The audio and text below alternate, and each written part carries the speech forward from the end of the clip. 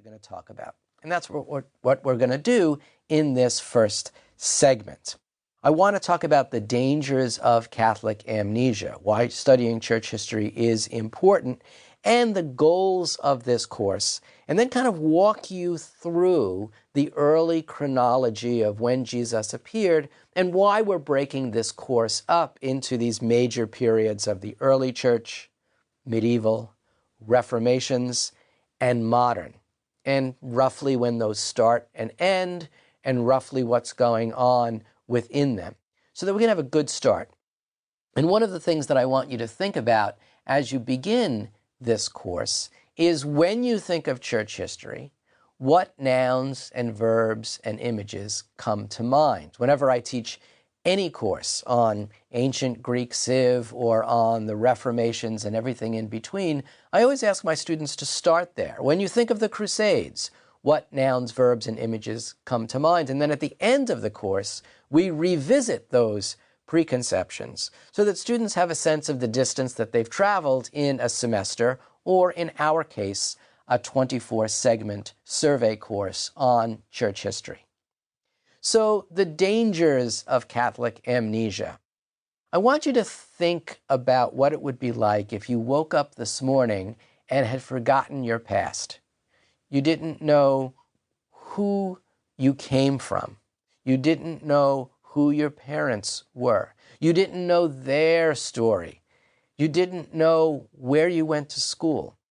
How could you possibly move forward? I mean, literally, if you grabbed the keys to your car, you might not know which is your car, let alone where you work and how to get from your house to where you work. It's a terribly frightening, I think, terrifying notion. And so Catholic amnesia, I think, is a disease.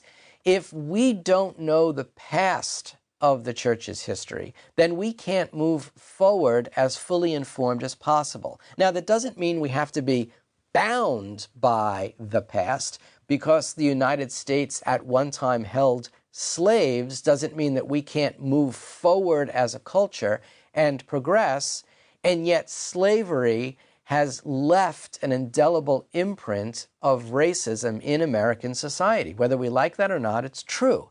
And so we can't ignore it. Well, the Civil War was a terrible thing and slavery was a terrible thing, but let's just move forward and forget about it. You can't do that because then you won't understand what's going on in your world today. And so there's an old song that some of you might remember that recommends accentuating the positive and eliminating the negative. And I think that that's a really dumb thing to do if you're taking an historical approach. A better approach comes to us from Pope John Paul II.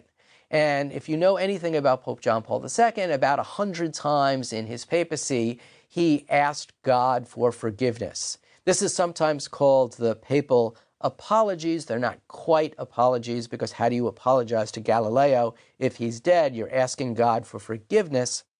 Nevertheless, what John Paul II said in 1994 was, we can't move forward into the next millennium of Christianity, the third millennium at this point, without understanding where the church has taken a misstep in the past, because by understanding how we've taken a misstep in the past, we won't be able to make that same mistake again.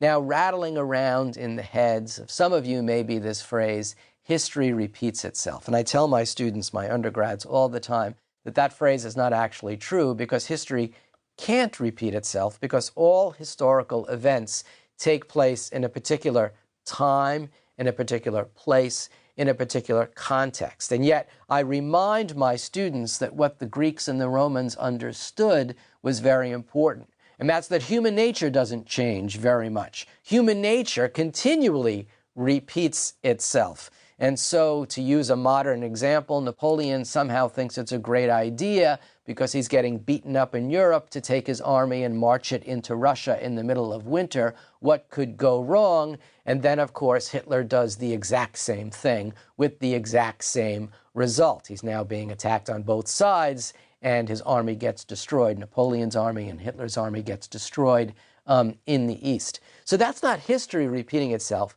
That's hubris repeating itself. Hitler may have known the story of Napoleon and said, well, that won't happen to me. And so it's very important.